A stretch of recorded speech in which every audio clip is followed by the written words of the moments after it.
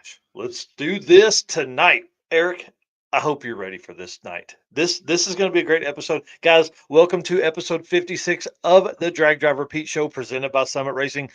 We're going to have Trackside Media. We're going to have them on tonight. I'm excited about those guys. We're going to talk about a muffler outflowing a straight pipe. Dude, it blew my mind. We're going to talk about how people keep their intercooler tanks from sweating, which I know will be a big deal for us at some point in our future because we're going to build fast cars. And we round out the show with the man, the GM of Mokan Dragway, Mr. Tyler West. Dude, I'm so excited about tonight. Let's get this out of the way. I've said excited twice. Hit the intro video. Let's get this thing started. All right, let's go.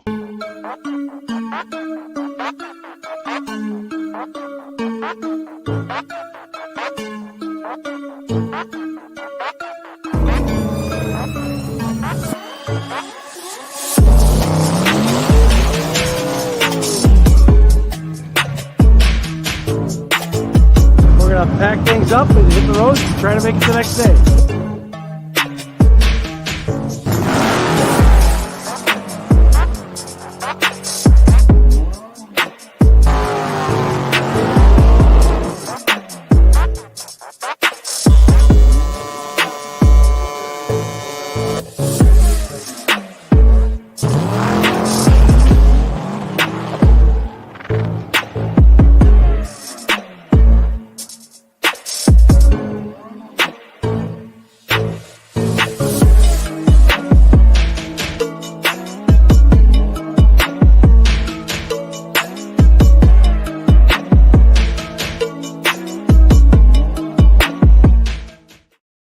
All right, guys. Like I said, welcome to episode 56 of the Drag Drive Repeat Show. My name is Mike Narks. I am the host of this show you are watching right now, which is a walk through the community of Drag and Drive.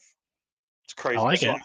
I host this one. I host the news on Saturday mornings, which is live. Guys, I'm telling you, that's a great show. 3 hours a week of Drag and Drive coverage right here, live for you. There is a chat in the side of the thing over there. Make comments, ask questions. We're going to go over all that stuff. But I also host or am the promoter of the Circuit Drag and Drive, which is an event that is hosted at Mokan Dragway, which if you heard the intro, we have the GM of the track on tonight. I'm so excited about him being here. I have so many questions for that guy. Anyways, going to host that one. That's April 18th through 21st and have sold out completely. More than 150 cars will be on site.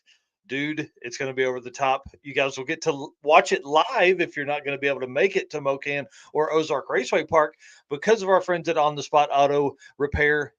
He's the live stream sponsor. And listen, we're going to do it up, man. We're going to do it up. I've ordered 2,000 feet of cable. Are you ready for that? Are you ready to roll that up and out? Anyways, I'll stop jabbering. Eric, introduce yourself. Tell them who you are and what you got going on, dude. I am Eric White. I am the co-host of this show and the news on Saturdays.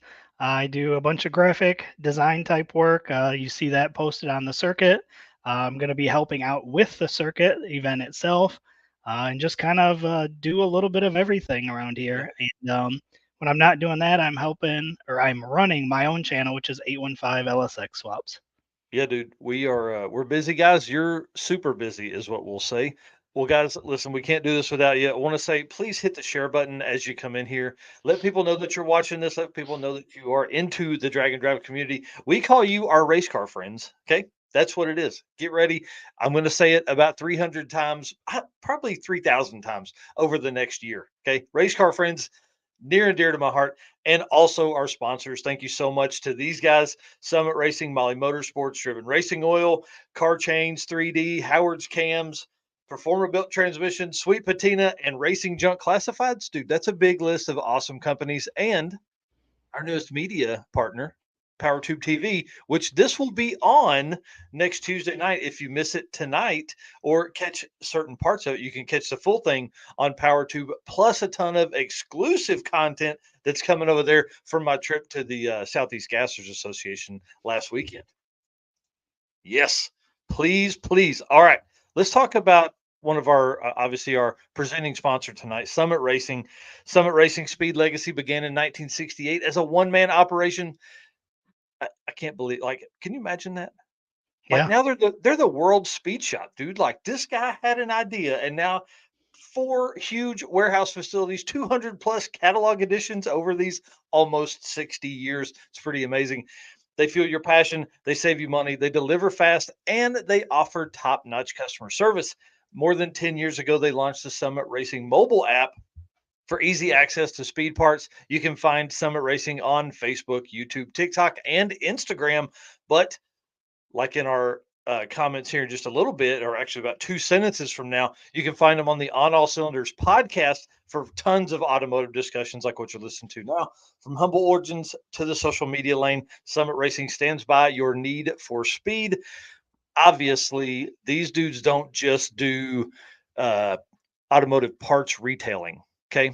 They do a lot of cool stuff, like the On All Cylinders podcast, which I'm posing a really good question here for folks. How does well, you can watch this episode here that would talk about how this baffled muffler flows more CFM than a straight pipe. It's crazy. Both of them are 3 inch. Both of them are about 18 inches long. It really, I mean, obviously, this guy is he is one of the head honchos at Magnaflow Muffler, and he's telling Justin in this video about how this all works. Right. So they put it on a flow bench or flow tester. The straight pipe flows 635 CFM for however long they're running it. Right. It's like sounded like about 30 or 40 seconds to me. And the muffler was is obviously a straight through design. You guys saw it. Here, I'll show you again if you didn't catch that. You can see the wall behind him, right? Okay. 669 CFM. I don't know what that equals in horsepower range, but I do know that the muffler flowed more than the straight pipe, which sounded pretty crazy to me. So obviously I posted that up and was talking about it in one of the things, and somebody was explaining that it's essentially like the golf ball, and the guy on the screen talks on the video talks about that as well. How it kind of helps turbulate the air, and that helps create movement through it. I think it's also partly because more air will fit in that muffler than will fit through the straight pipe or through the straight pipe as it's flowing on the flow bench. So again, I don't know if that equals horsepower, but I would say if it flows more CFM out, it definitely does equal horsepower. Am I crazy? Is that right? I mean, are you following me? Am I making sense here? I don't know. So essentially he says straight pipe making more horsepower is one of the biggest misconceptions out there. People are so used to seeing a race car that has open headers or that dump right at the collector. And the idea is that high performance is noisy and loud and made with the least amount of parts. Now, that's probably true, right? When you're at the ragged edge of something. But as we've seen on the flow bench, the straight piece of tubing actually flows less than a perforated tube straight through muffler. It's counterintuitive, but counterintuitive doesn't make it not true. I thought that was kind of cool. Folks say they want a straight pipe because they'll make the most power, but if we're talking about power generated from flow capacity, that's not necessarily the case. That tells me, in my layman terms, that the muffler can make more power. So I'm sure this will be a great topic for a lot of folks to talk about in the chat or in the comments as they're watching this later. It says the common thought is that a muffler equals restrictions, but in some cases it can even enhance the airflow. So I thought that was a really cool way to, I don't know, this whole test series that they did on the On All Cylinders podcast was really cool. They have an entire 45-minute video with Dave Fuller from Summit. They have Justin, who's been on the show before from Summit, and they have I think his name is Rich Wadis from Magnaflow on pretty cool setup. I really thought it was pretty interesting that you could actually that it flows more, not that it maybe makes more power, but that it flows more CFM than the straight pipe. So kind of crazy. I don't know. Am I crazy? People tell me what's going on. I mean, it's interesting for sure. Yeah. What's Pat Cook saying here? Collector extensions pick up power, so a good muffler should too. Yeah.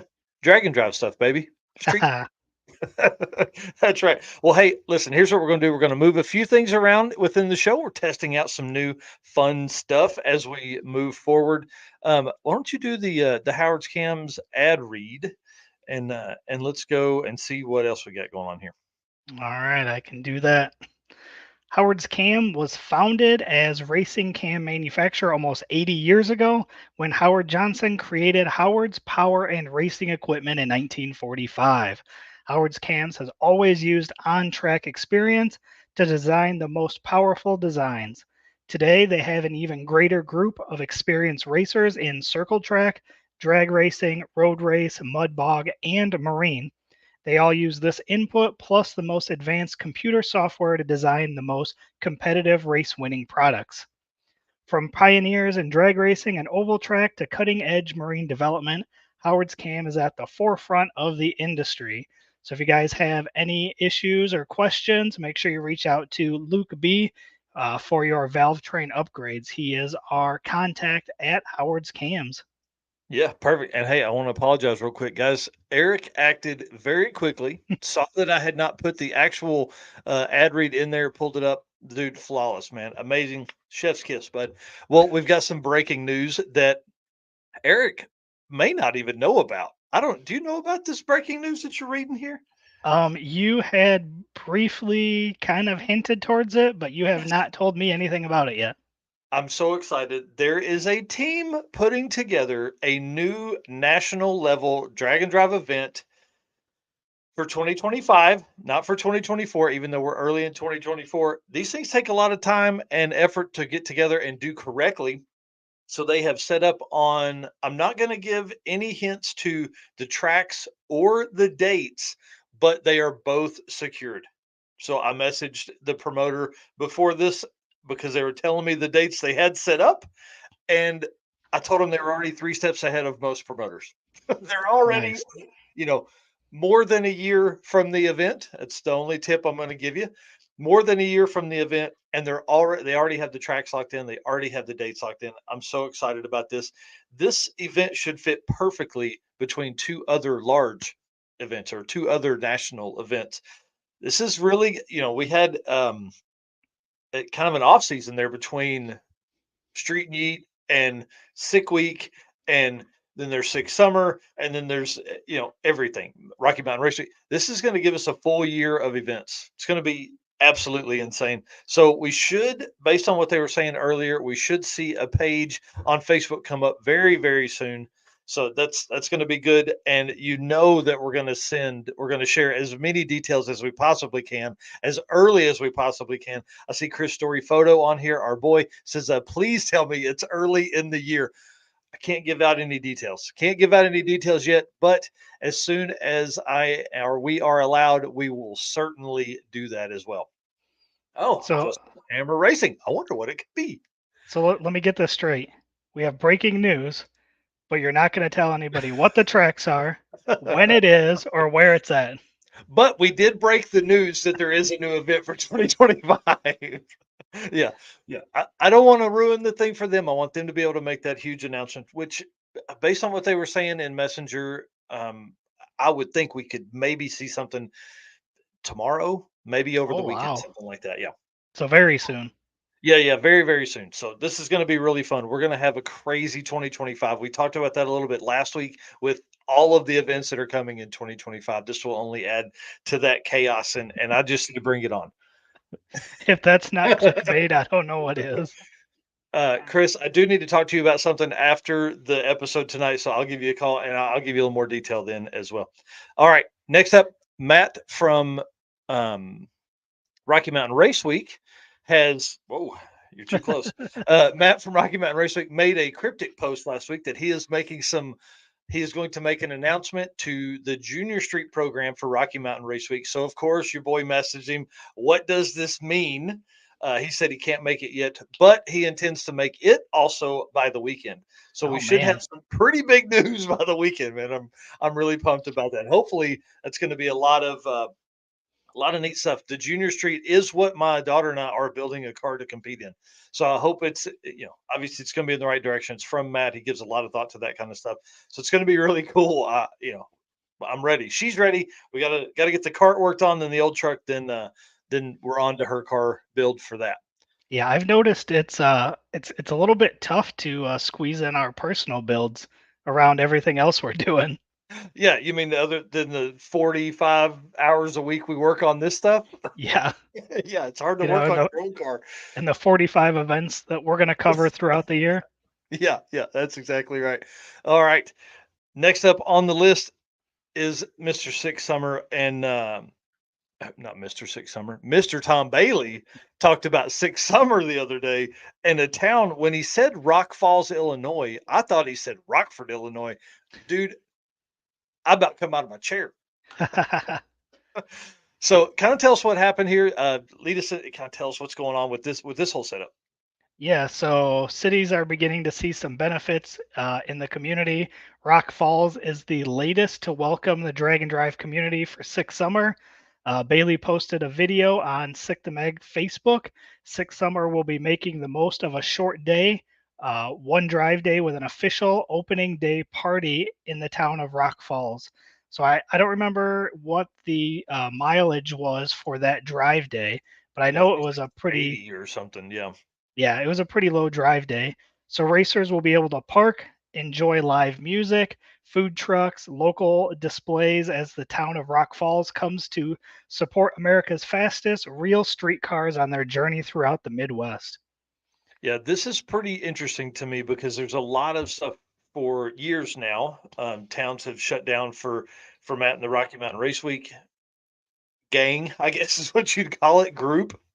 And so it's awesome to see other cities with other events do that same thing. This is really a huge win. We have Galena, Kansas for our stuff that can't wait for our cars to come through. So again, we've been saying it. This is 2 years now. We've said drag and drive is going to be huge, and it is simply because for an event like Six Summer that has more than 300 racers going to be on site, that's 550 people. Hmm. That's another 1,000 people that are going to be, once you include like all of the Sick Ward and Sick Summer racers and co-pilots. I mean, we're bringing 1,000 people with us, plus all the people that want to watch that as they go. Just can you imagine there being like a downtown area that's filled with 300 plus cars? Yeah, I'm excited. Oh man, it's going to be That's nuts. I R- love it. Rock Falls is only an hour from me. Oh, perfect, So, perfect. I don't, what day is that going to be on? Is that on Yeah, Tuesday? no, no, no. So it's after day one. So as you leave day one of racing, you'll drive to Rock Falls, hang out till you can't see anymore, and then drive home and go to work the Oh, next day. And you'll be like, I hate life. I want to do yeah. this all the time. Yeah, so then I will likely go ahead and follow that then and follow right to Rock Falls. That's great. That is awesome. So you guys heard it here first. Eric's going to be on site at this huge town party. Yeah, Man, it's too close by to skip out on that for yeah. sure. Because Byron is 30 minutes from me, so it's only an additional 30 minutes to go to Rock Falls and then an Oh hour yeah. drive back. So yeah, I'm definitely gonna to drive down and hang out at that. Yes. Perfect. Perfect. All right. Well, congratulations to Rock Falls and congratulations to the Six Summer team. That's pretty cool. I'm sure they'll have a ton of fun stuff going on there. And then let's talk about some I don't even know how to word like Austin Mackey posted on Rocky Mountain Race Weekers page about the condensation on his air to water intercooler tank. I had never even thought about that, obviously, because you and I don't have air to water intercooler tanks that we Right. have to worry about. But he posted on the Rocky Mountain Race Weekers page or on the group, sorry, and basically asked, "How do you keep this from putting condensation in the trunk?" Or sometimes people have those in the back seat, and you don't want that to have any kind of chance of falling out and going under the tires. So Ryan Hill commented that he uses the same method that Rich Guido uses that he got from Rick Steinke, and that's an igloo cooler. That's awesome. Yeah. So I thought that was pretty cool. So he uses that for his tank. Obviously, that's not going to sweat. And then Joe Ernst is this photo here that you guys are looking at. He uses self adhesive neoprene sheets and says it's been good for 3 years. So I thought that Okay. was a great idea. That's going to keep, I don't know how the neoprene keeps that stuff in, but obviously it does, or he would have it out of there. And then Anthony Harville and Jason Hurley both use a tank similar to what Joe uses here, but sprays it in bed liner. So Okay. Anthony so used a couple different steps, used some kind of like body primer or something, and then a bed liner over it. And then Jason Hurley said he took his to a bedliner spraying place and they actually sprayed it there. Said it's been great. And then Joe Barry and Nate Strunk use lizard skin on theirs, whatever that is. So I thought that Nice. was pretty cool, man. That's why if you are interested in drag and drive, you need to join these communities like the Rocky Mountain Race Weekers RMRW ERS page, the Drag Drive Repeat Race Car Friends group, and then of course Sick the Mag group. So it's weird to think that there's really only, I don't know, 3 or 4 Facebook groups dedicated to drag and drive right now. There's Right. probably, I mean, I know there's people talking about, I guess you got like the Drag Uh, Weekers page would You got also. the UK one with Ken. Yep. Yep. Yeah. Yeah. So I guess there's like 8 or 10 of them, not 4 or 5. There's Yeah, definitely- adjustable Hammer Racing said Harbor Freight underbody spray 2 coats, 3 coats of Harbor Freight bedliner. ah, there you go. That's Anthony Harville right there making that comment. All right. Yeah, and lizard skin is a spray-on insulation thermal barrier. Well, that would work perfect as well. All right, last up for the Howard's Cam community segment here. While I was at the Southeast Gassers Association, which I want to say thank you to the Sega team, but also all of the racer community. Those folks welcomed me with open arms. Literally, I had to use the bathroom, had to go pee pee. And so I had, listen, it was close. And I was walking by a racer I had not talked to. I had not put the camera on his face. I'd not taken a picture of his car even, and said, "May I please set this camera inside that trailer and go use the restroom?" Yes. When I came back, he had a bottle of water sitting by it, and we talked for 10 or 15 minutes. That's It's awesome. amazing. Yeah. So they were as good to me as the Drag and Drive community is. So I want to say thank you to all of them. The Sega team was amazing. Leslie and the whole team, Randy, Rocky, everybody that was there made it one of the best events that I've had, right? I want to also thank Travis Clark, who made it a point to make a comment on the post saying I needed to go find Tim Hall, which obviously I did because this is a picture here of the scalded dog. And it did not know that Tim was a drag week gasser class champion. Oh wow. So it tied in, obviously. So I went over, I had, I've got a great interview with him. I'm touch base with him after each round and everything like that. So it's a really good video that'll come out if I ever have time to put it together. Essentially, Tim's a 5-time drag week participant, which is cool. He competed in 2014, 15, 16, 17, and 18. But in 18, he did drag week and a few races for the Southeast Gassers. And at that point, he said it's too hard to run a 6 or 8 or 10 race season like this season and do a drag week competition. But those dudes are drag and drive life to the core, man. I'm telling you, they changed the fuel pump, they changed the center section on the car between rounds. Now, Nice. when I say these guys don't mess around, the Sega team, they don't. We started racing at 1, and we would have been done racing with almost 100 cars by 8 p.m. if there had not been an oil down. Wow. Crazy, crazy. So he's in C gas with this car. One cool thing he did say is that he's building a new car to go to A gas, and he's going to make this car his new drag and drive car. Awesome. Yeah, yeah. This car was amazing. Left wheels up every time except for the last pass where they had the fuel pump issue. Every time before that, so 2 rounds of qualifying and I think at least 1 round of elimination. Yeah, he made it through round 1, won that one, and then round 2 of eliminations was booted because of the fuel pump. Yeah. The So the that was photo pretty cool. the photos you took came out really good as well. Yeah, there's an entire album that Eric put together. Thank you very much for doing that. I don't know how many hours he spent doing that, but I was down there getting photos and videos. Eric at the house taking care of us, getting that content out to you guys. And what's funny is if you were watching on Saturday, I said, "Hey, there's only going to be drag and drive cars that are going to be featured." But then I got down there and got all excited and everything. So it was pretty intense. Luckily, Eric sifted through all of my man, I don't know, 200 something pictures and picked the best ones, and that's what's posted up on the page. So if you haven't seen those yet, go over to Facebook, click on photos, click on albums, and look at the Southeast Gasser race. Yeah, there's some Pretty, really cool pretty ones in there. amazing. The black and white one with all the cars. That one's probably my favorite one.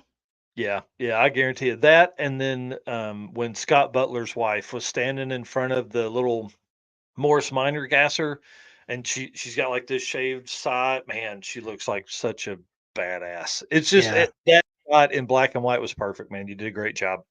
Yeah, I think black and white photos turn out really good when you use them on Yeah, the right photos, and the few that I did, I think came out great. yeah, yeah. I'll agree for sure. Well, if you don't mind, can I read the Molly ad Go this week? for it. Yep. Awesome. Well, guys, attention, high performance enthusiasts and sportsman class racers.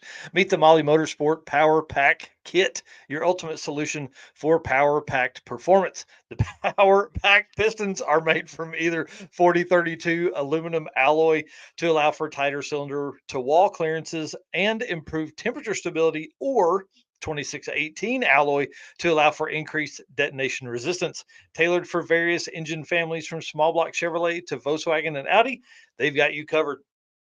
What sets them apart? Forged pistons, graphite coating, and phosphate treatment for peak performance and durability. Elevate your ride with Molly Motorsport, where performance meets precision.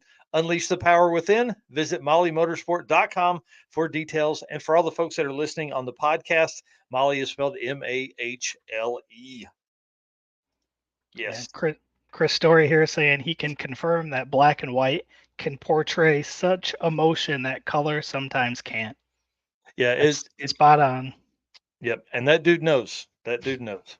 Yeah. Um, Yeah, Chris, I'm gonna talk to you after this show, but I'm gonna say it now while you're on here. I hope that you can be on with us next week. That's kind of our goal for next week. I was supposed to message you earlier today, and I have not, but would love to have you on next week to talk about some of the stuff you have coming for 2024. All right, guys. If you didn't see last week's episode, you didn't know that Eric is like this genius idea guy and came up with the Molly Motorsports co-pilot spotlight.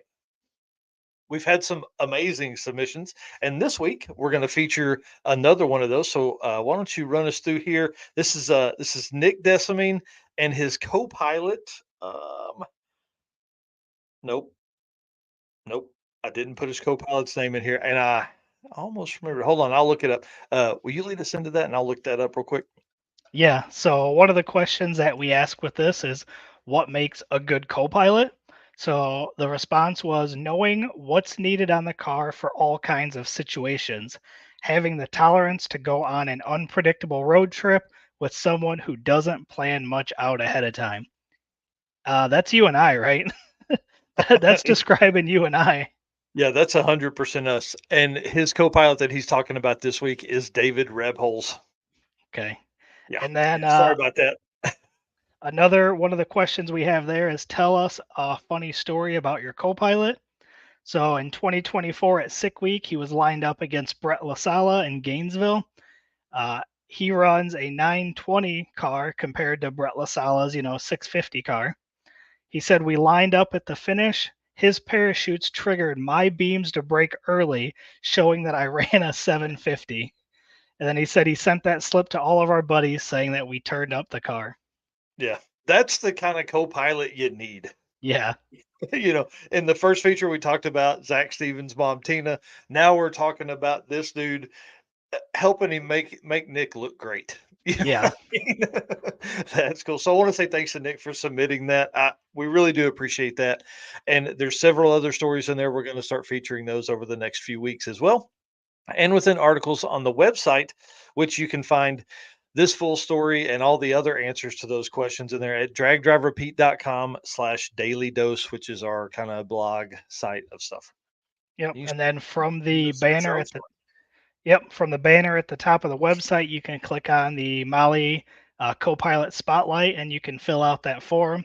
Again, there's just, I don't know, 5, 6 questions, racer name, vehicle, and then Copilot name, and then a couple questions, Yeah. allow you to give a little bit of story that we can then relay on to everybody else. So I'm really excited about this segment. I think it's going to be a fun segment going forward. So if you guys have a good co-pilot, make sure you jump in there and fill out that form. Yeah, definitely. And it also, what we've said for 2 years now, we have a lot of great co-pilots that don't get as much attention because they're not racing the car. But as you guys know, I feel that co-pilots are what makes this world go around. Like it's really a great way to help push the community forward. And plus, a lot of times that's a great person to have in your corner. So thanks again to them. Thanks again to Nick. Thanks again to Molly for being on board for 2024. All right, dude. Let's thank our race car friends again. Because we were just talking about race car friends being co-pilots. Yeah. Guys, we can't do this without you. Listen, Bill Elkins is backstage right now. I need you guys to hit the share button because he has.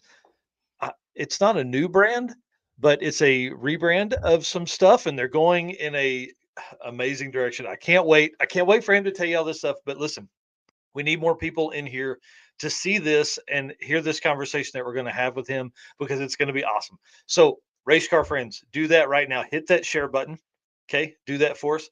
And we want to thank our sponsors: Summit Racing, Molly Motorsports, Driven Racing Oil, Car Change 3D, Howard's Cams, Performa Built Transmissions, Sweet Patina, and Racing Junk, and our newest media sponsor, media partner, PowerTube TV, which again, you can watch this and other exclusive stuff on there after this episode airs.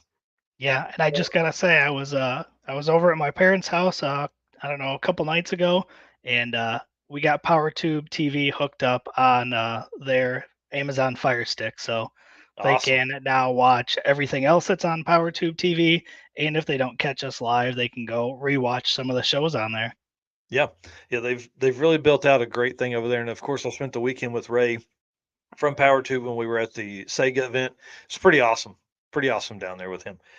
All right, and then guys, this is a gentleman's agreement. Here's the deal. We love what we do. We love doing this, but it takes time and a lot of money to do this. So we are asking for you to make a gentleman's agreement with us. You out there, you. Yeah. I'm handsy tonight, man.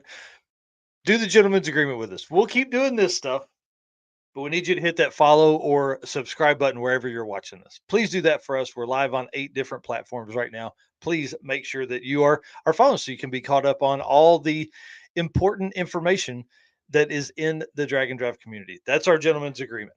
All righty. Let's bring in our guest for this evening, Mr. Bill Elkins. Oh, hang on, dude. Stay with us. There we go. How about that, sir? There we are. Yeah. Hey, What's going on, guys? Thanks for having me. Oh man, Yeah. I'm excited. I don't know if you know this or not, but the word of the day is excited. Always is around here. But I'm excited to have you on. I'm excited to hear some of the stories you've got. You and I have spent some time together. What's funny is we spent a week in the same area, but only spent about 38 seconds together. Yeah, I think I've seen you twice. Yeah, that's exactly right. Well, I want you to introduce yourself, but I also want to kind of give you a little bit of a plug ahead of time. Guys, Bill is one of the hardest working dudes in all of Drag and Drive media coverage. If you don't know, he is awesome.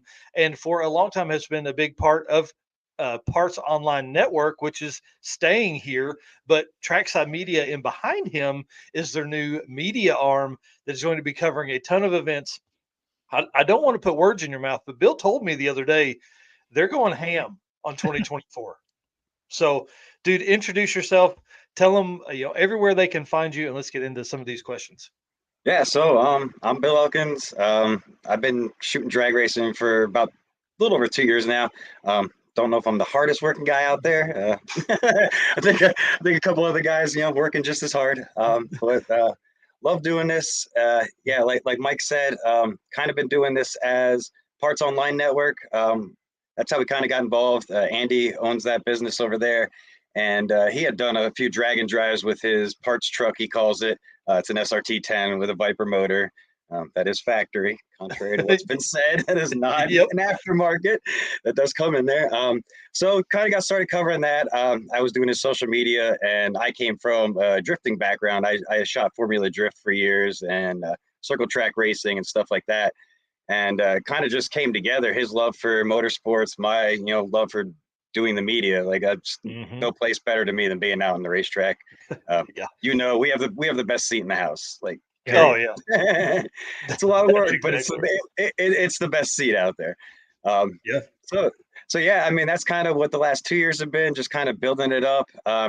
We've been the 6 summer drag week. Unfortunately, we missed the circuit last year. That won't happen this year. We are in for that. Yep. But yeah, it's been a heck of a trip. And what we kind of felt like was happening was the media brand was growing so strong that Parts Online, which is the main business that funds all this, which was its parts business, we build SRT 10s, fix those there, Vipers, stuff like that. So it was kind of overshadowing everything. Like the two were mixing together, and it was like, is it a parts company? Is it a media company? We were looking at it like somebody new comes in and just hears Parts Online Networks out at the track, and like, well, okay, who are they? They look it up, and it was starting to get confusing. So we decided, a little while ago, that we were going to kind of take it two different directions. Coming up with a name is a pain in the butt. Yep. I think you may have just gone through that a little bit yourself. Yep. So that took a little bit of time. We wanted to kind of get everything in place, make sure everything was in order before we rolled it out. And we were kind of ready to roll it out this week. And it's gonna be uphill as always with rebuilding something new. But it's still gonna be the same. It's gonna be the same stuff. Here's the thing, and if you've known me for a while or followed for a while, I had Narcoleptic Customs, still have Narcoleptic Customs media stuff, and that's what happened to me over there. I was literally talking about drag and drive stuff every time I got on there. Every video that came out was about it, and it just wasn't fair to those followers because we had people that wanted to see the work being done on the C10 truck that I built, or me and Steven built, and the cart and things like that, but it was being overshadowed by all of this drag and drive coverage. So that's where Drag Drive Repeat came, and it just like what you guys are doing, it's I think it's the right decision for the business side of stuff, and I think, dude, it's going to be so awesome for you. I think this branding of Trackside Media is an amazing name. Like, that's awesome because it can Yeah. really cover so many different genres, which obviously you're a part of, and drifting and circle track stuff. I don't understand anything about. I like to go straight as fast as I can. I don't know anything about turning left or right. I do want to ride in a drift car at some point in my life, but I like going straight and then driving those on the street. And that's we'll similar we'll to. get you up here to PA one time. We'll get you in a drift car for sure. Yes. And then I did the similar thing too with creating Motorsports Paparazzi. It was the same reason. It's 815 LSX swaps, was doing trim rings and content on LS swaps, and then it's kind of broke off and created Motorsports Paparazzi. But I unfortunately haven't pushed that as hard as I probably should have been, but it's still kind of stagnant out there. Yeah, it's just like Mike. It's like Mike said. Like, you have the old fans that were there as the brand grew, and they still wanted to see the SRT 10 stuff. They wanted to see the Viper stuff, and it was like you said, it just crosses too much. And that was still there. It's just that it was now when they get that notification from Parts Online Network, they know what they're going to see, which I think is wonderful. So tell us where you're all going to be. I mean, where can they see your stuff? Where can they follow all that? As of right now, we did switch two of the Parts Online pages just over to Trackside. So that's the TikTok page and the YouTube. So if you already followed us on TikTok and YouTube, you're already there. Both those sites will get new Parts Online pages. The TikTok one is up already. The last post on there has the link to it. And then there will be another YouTube page that'll be specifically for Parts Online. And then everything else, Facebook's Trackside Media, and then Trackside Media Official everywhere else. So TikTok. That's YouTube, cool, man. Everything's Trackside Media Official. Well, again, I'm really excited about this for you. This is I think a great move in the right direction. I think this is very financially good. I think you guys can pick up some sponsors for Trackside Media and all that kind of stuff, and you'll be traveling even more because which is good. We love that you guys are getting out. You're coming to the circuit. This is going to be a crazy event. I hope you're ready. I'm glad that you guys are coming. This is going to be a lot of fun, and maybe we can spend more time together this time.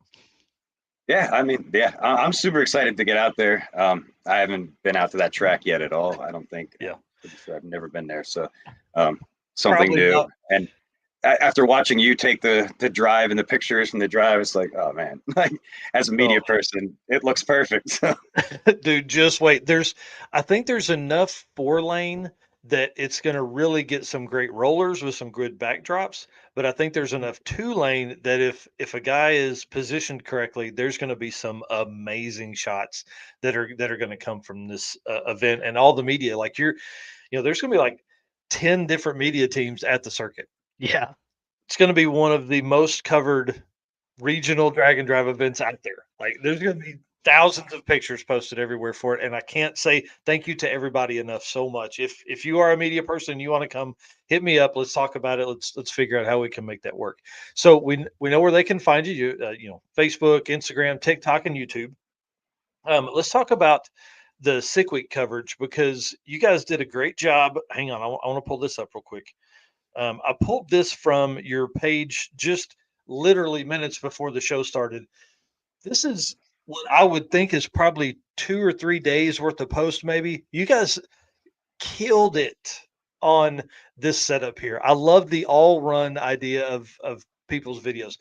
It's really a great idea. So great job on that. High five, all the stuff. It's huge, I huge appreciate win. that I think. because we were a little worried with that, how that was going to kind of go over.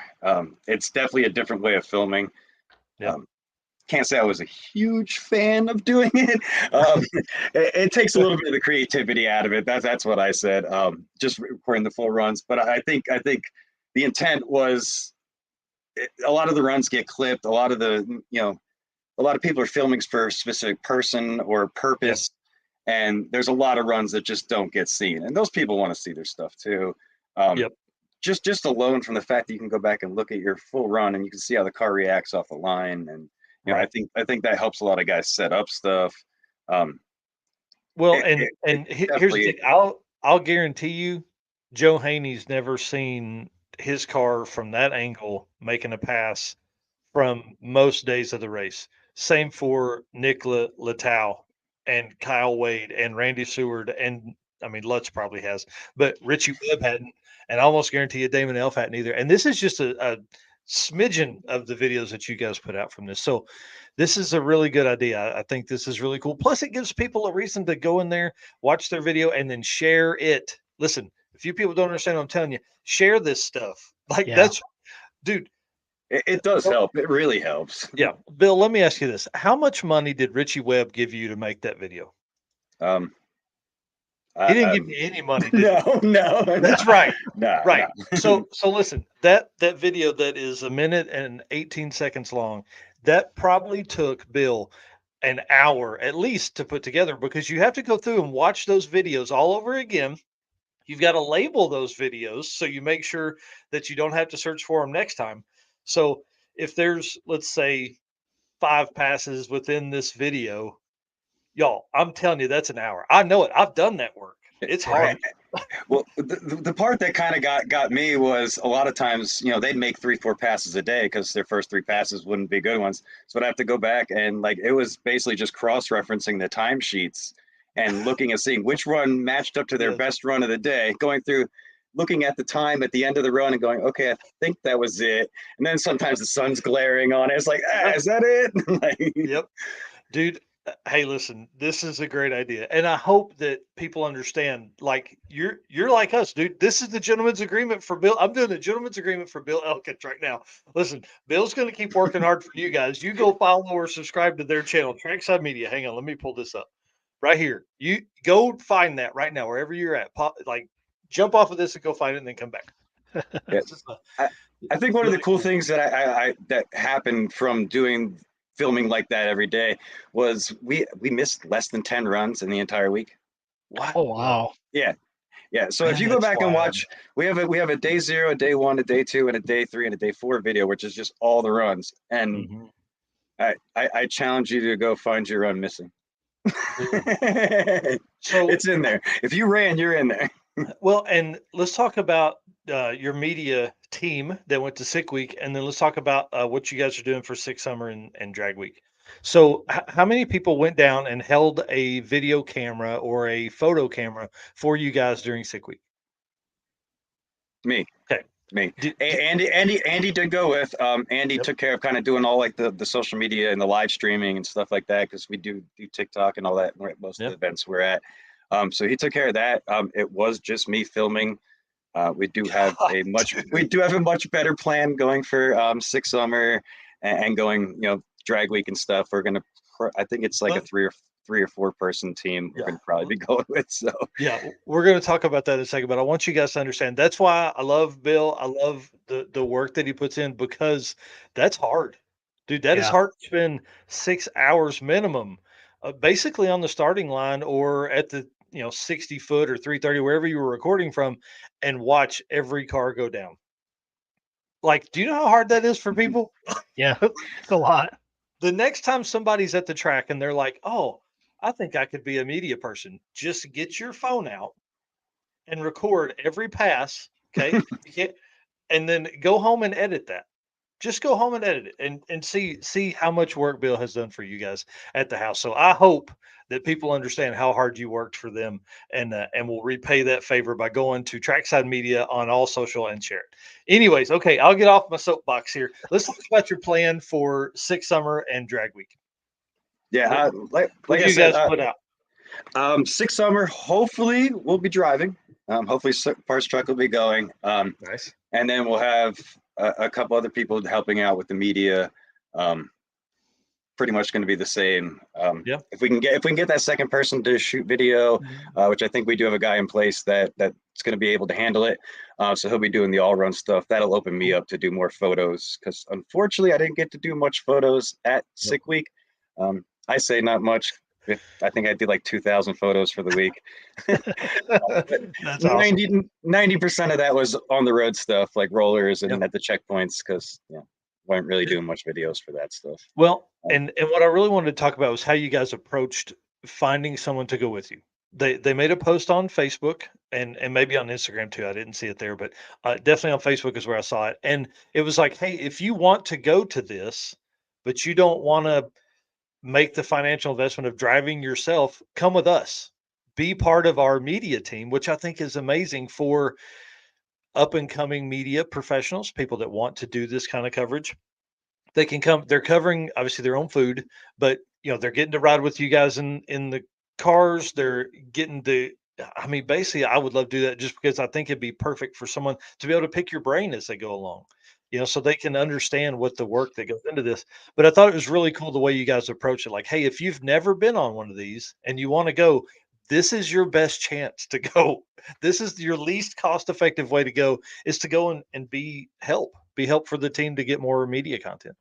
Exactly, and we're gonna put you to work, but I mean, it is fun, and like you said, being able to help somebody that might be coming up and trying to learn, is kind of something I've always instilled in what I do.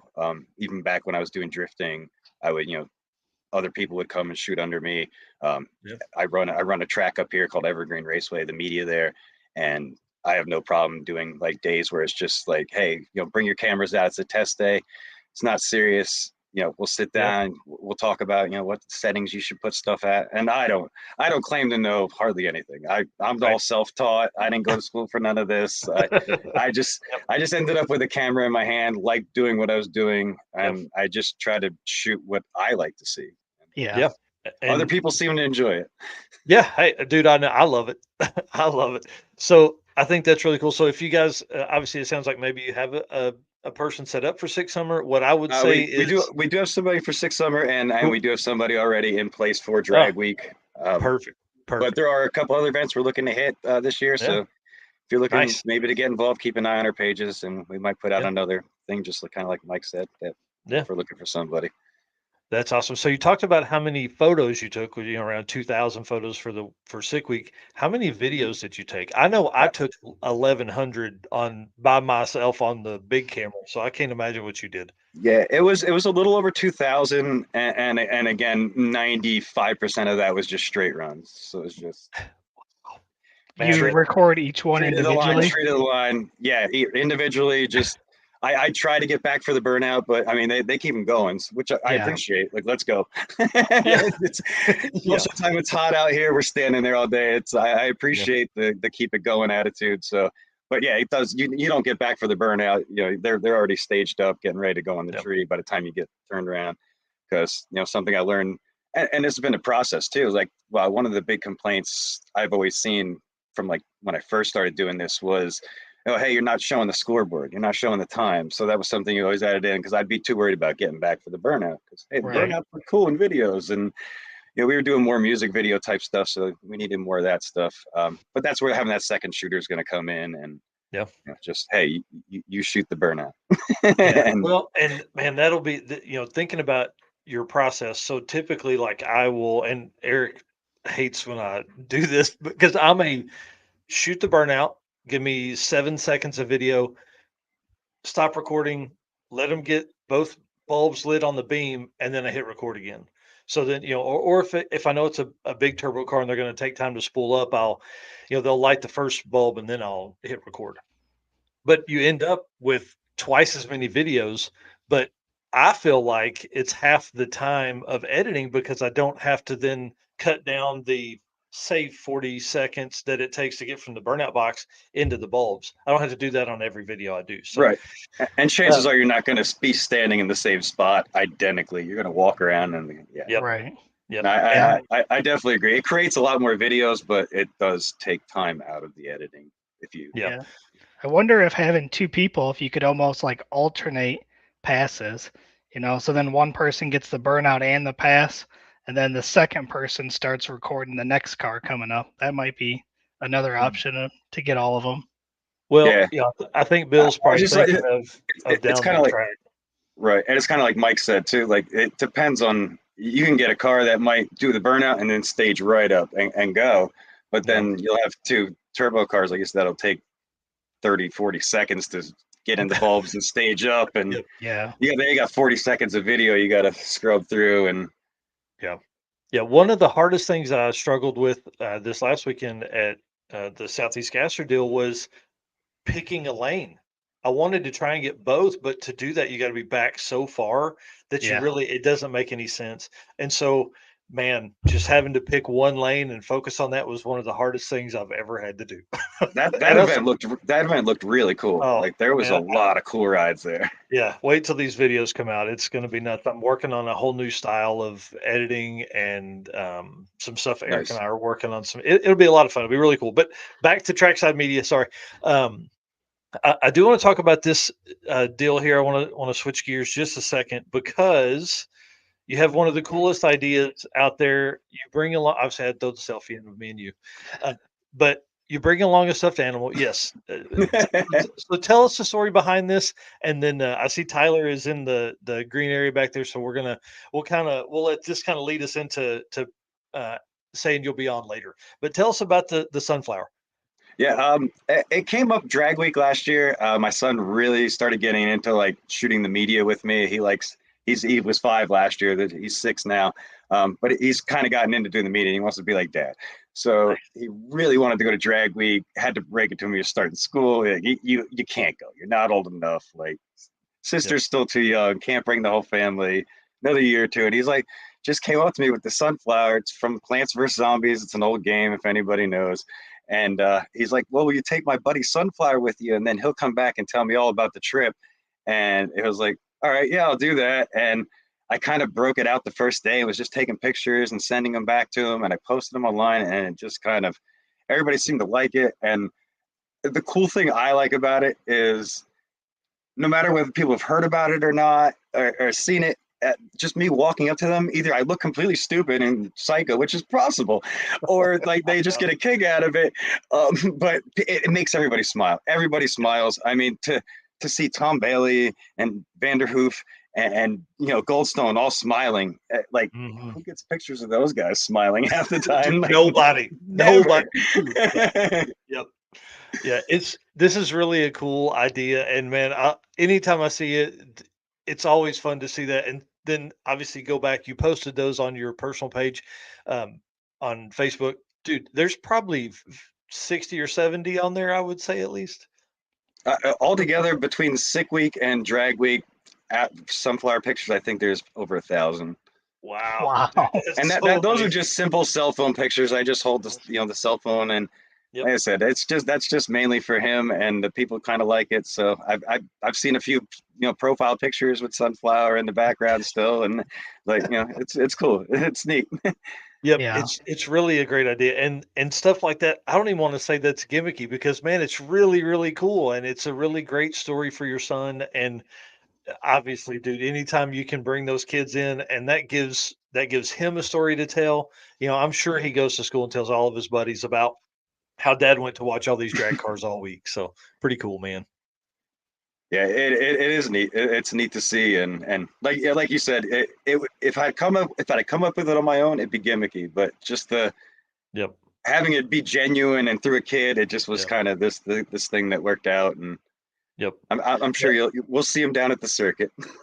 There we Oh yeah, go. bring it on, dude. That'll be awesome. And Red Hat Scotty kind of did the same thing with one of his daughters. She was too young to go, and so she's like, "Here, please take this." And so he ran around all week getting pictures with the stuffed animal, and I love it, man. It's amazing. It's amazing. You'd be The surprised how many I've run into already. Like they yeah, got them in the back of the cars, strapped to the yep, roll cage and stuff, and they're like, make sure you get a picture with that one in there. That's my daughter's, or that's my son's, yep. or that's my Well, grandkids, and yeah, just this here. I mean, it's in the seat, strapped in next to the unicorn.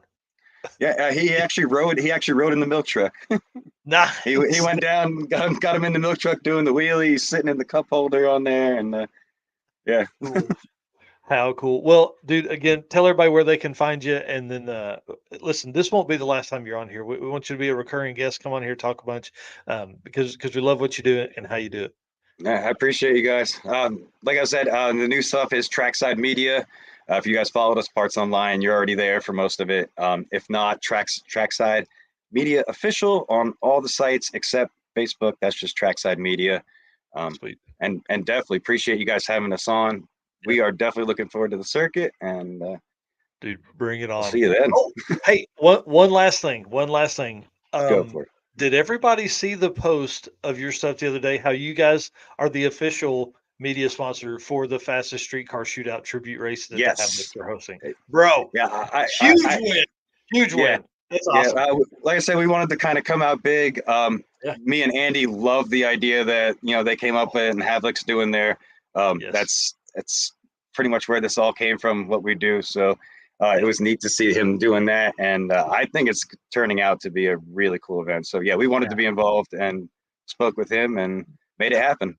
Yes. Well, congratulations to you again. Thank you so much for coming on tonight. This was really short notice, but dude, I think it worked out well, and we're gonna have you Anytime, man. on very, very soon, and we'll see you at the circuit.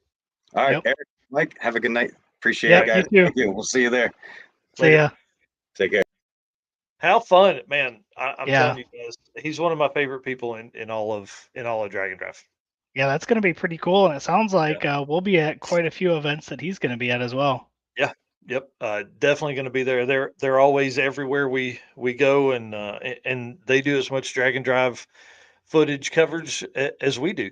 Well, let's run into a segment here real quick, and then we're going to bring Tyler on after that. So let's talk about some event updates. Like I said earlier, we're going to move some things around as we go through here the next couple weeks. We're trying some new things out, right? So event updates from Driven Racing Oil. If you're all right, I'll read this one. Cool.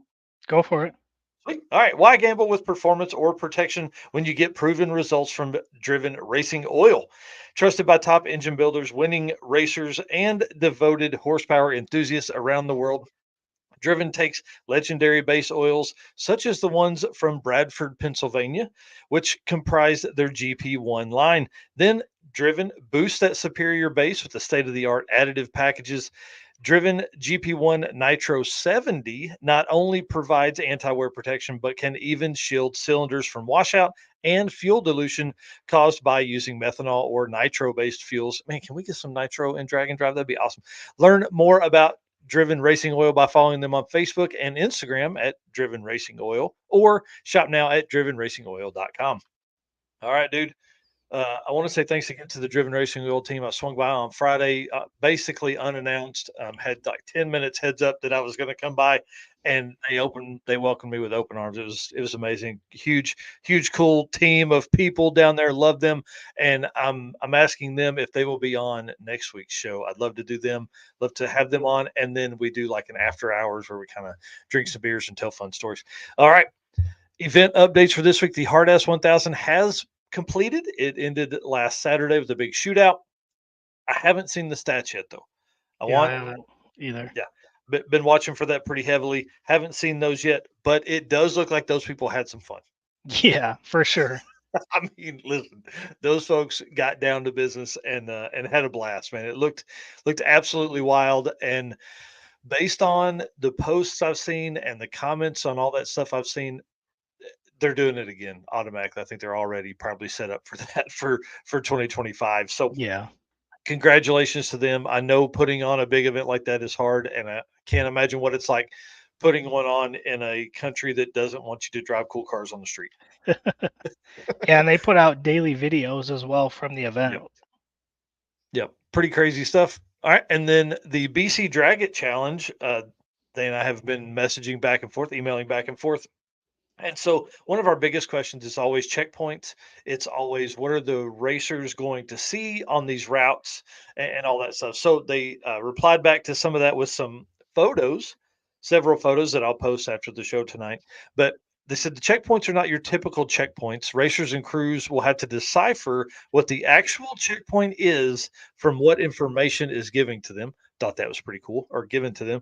Usually a historical spot or landmark along the 950-mile route. Kind of cool. Small town airstrips and concrete drag strips will make up their passes. I think this is really neat. Sweden, the Street Week Sweden does this style setup where they actually have an airstrip one day because there's not as many drag strips there. So I would imagine it's the same way for BC Drag It Challenge. There's not as many drag strips on that side of Canada, on the west coast of Canada. So it says the elevations are going to range from 1,320 feet to 3,470 feet. Thought that was kind of cool. And then they have daily incentives: racer of the day, bullseye contest. So kind of probably taking that from like the sick week idea, and Yep. then trailer category. So I want to see what that means. I'm sure that's going to who has the coolest trailer, all that kind of stuff. And then they wouldn't give me any more detail, but it said this year we've also thrown in quotations, a twist. I don't know what that means, but I'm kind of excited to see this event. Last year, I think they had like 60 something cars, and they've got more than double that signed up for this year. So should be pretty intense. And as you can see, these photos, pretty amazing stuff. Yeah. Yeah, So look at the background on that. yeah, a lot of this stuff is kind of in that same area that Chris Story and Phil Balmaceda took on their way up to Alaska Speed Week. So, I mean, this shot here, put it Yeah. over the top for me. And so this is three of about 9 or 10 pictures that they sent me. So I'll get those posted up after the show tonight. But just amazing. I mean, when you see really cool cars now, this is probably one of the airstrips or drag strips, maybe. I can't tell if that's a guardrail on the side or just a fence. Yeah, it's tough to see. Yeah. So it looks like it's maybe the drag strip. So pretty cool. I can't wait to see photos from it again this year. And you can follow BC Drag It Challenge on Facebook and Instagram as well. Tons of photos have come out since last year. They've done a really, really good job. They're one of the best teams of promoters that I've seen. So if you are anywhere near the west coast of British Columbia or Oregon or yeah, Washington, take a look at this event. This I think would be a good one, and it's one of the national level events for this year. So pretty cool stuff. And again, I'll get that posted up here shortly. And then, of course, we got to update you on the circuit because we are now just a few weeks from the event. It gives me heart palpitations thinking Yeah. about it now because it's man, we're right here. So I want to congratulate one of our route stops. The Boots Court Motel has been chosen to receive the Golden Hammer Award for a commercial business. So Yeah, I saw I that. don't I don't know what a golden hammer is, but that's freaking cool, man. Yeah, right. But did you see the date that the awards ceremony is on? Yeah, April 19th. Yeah, that's the day we're going to be driving through there. Yeah. So I hope there's a huge turnout for this award ceremony. I know there will be a huge turnout for the circuit racers. There's at least 150 cars headed their way. If Right. everybody makes it through day one, hopefully day one of racing, they can make it through and get there. So I think leading into this is going to be really, really cool. I don't know where the Phelps Country Estate is, but we don't care about them because all we care about is the Boots Court Motel, and Jeremy and the team over there have obviously done a great job updating that. And then again, this visitor center that we're going to be using is literally on the same property. And I think this is going to give one of the coolest backdrops for a route stop that is in anywhere for 2024 drag and drive. And I'm Nice. hoping that maybe that means that some of the other drag and drive events that are coming through the area, Rocky Mountain Race Week or 666, will also use the Boots Court. It just gives them a great opportunity to help promote all of their stuff moving forward. Yeah, and I believe they've been sharing a bunch of the circuit posts as well.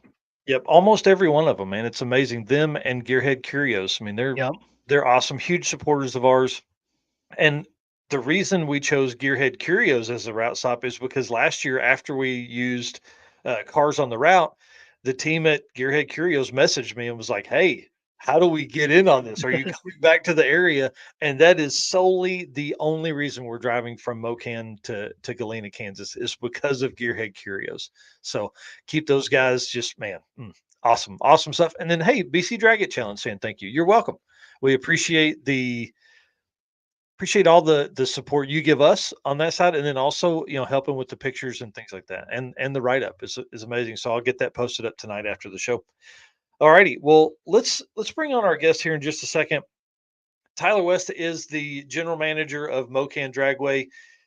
One of man, listen, Mokan Dragway holds a very special place in my heart. I've hosted events there for more than 11 years. I've hosted 15, 16 events there. This will be our 6th year to host a drag and drive event there. They have always been amazing to us. They have taken care of us at times where they shouldn't have. When I started doing this a long time ago with Jonathan Stonecipher, that I was nobody. I had never even been to Mokan before, and we've created a friendship, and they are amazing people to deal with. And tonight we have Tyler West on, who is the GM of that. And I just want to kind of give you guys a sense of like who we're going to see there. Now, I mean, if Tyler comes over and talks to us, it'll be surprising because this is one of the hardest working dudes of any track that I've ever been to. And so I hope he can. We'll talk to him about coming over to the driver meeting for the circuit, which happens in just a few weeks. But I just wanted to put this out there first. If you have an opportunity to speak to them or visit this track, please do. If you are a promoter, we're going to talk about some tips for aspiring promoters that are coming up, and from Tyler's side of stuff, like from the track side of stuff. And then we'll also talk about a little bit of everything that goes on behind the scenes, and then also kind of how he got to the point of where he's at. All righty, let's take this down. This is obviously, you see the circuit on there, huh? Rocky Mountain I, Race Week and Route 66. I Man, see it's that. gonna be a great year for Mokan Dragway. Mr. Tyler West, how are you this evening, sir? Good, guys. How are you? Thanks for having me on. Yeah, Oh we're man, good. I'm excited about you being on here tonight. I'm excited about some of the tips and tricks that you can kind of give us, and obviously taking the time out tonight to spend with us here. I know 8 p.m. on a Wednesday, you're probably doing something other than talking to a bunch of drag and drive folks. So we appreciate your time tonight. Yeah, it was a long day at the racetrack today. Had stuff to get done, but no, I'm happy to join you guys. Well, that's awesome. Well, if you will, kind of give us a small recap, just shorten it up because we're going to talk about it later, but kind of give us a recap of like, you know, how you got here, and then also like what's the daily life of a GM at a racetrack? Well, I mean, just start off. I mean, I started off begging my grandpa, my neighbor, anybody, take me to the racetrack, please. I'd love to go. And so started off like that as a kid. Turned 14, you get a learner's permit in Kansas. That's good to get you to work or school. And I figured, well, I better get a job at the drag strip. So Carl and the Blanton family welcomed me in back then, and it's just kind of been part of the family ever since, I guess. Wow, that's really cool. I didn't know that. I knew you had kind of grown up close-ish to the track. I didn't know you had actually worked there as a young man. That's pretty cool, man. Yeah. Talk about a cool job, dude. I never even thought about working at a racetrack. Not that I could have. I was an hour from Joplin, but dude, that's awesome. Well, and the whole deal was I wanted to race my 18-second car. I wanted to go out there and race, and in order to drive out there, I needed to have employment. So I'd show up a few hours early and help pick up trash and work the front gate, and then I wouldn't get paid anything. I'd just get handed a tech card when they didn't need me anymore. So off I'd go to race. Nice. Well, that's pretty cool. Well, big shout out to Carl and Craig and the team over there that made all of that possible, and then eventually made this possible. Because Yeah. kind of walk us through like your career real quick. You were at a track beforehand. How did you get there? So I had worked part time at Mokan as an announcer and whatever they needed me to do kind of job. Um, but that was just on the weekends. I always wanted a full time job in motorsports, Hmm. but I never really knew where I would fit in. Um, I was able to take a chance and send out some applications with. I think at the time I had like 12 years of part time Wow. drag strip employment on my Yeah. resume. That with what I'd been doing 9 to 5 was enough to get me a corporate. I was the director of corporate partnerships at Memphis, Oh, um, and I loved that job. It was so cool. Drag strip, road course, NASCAR track, and I got to sell all the sponsors for it.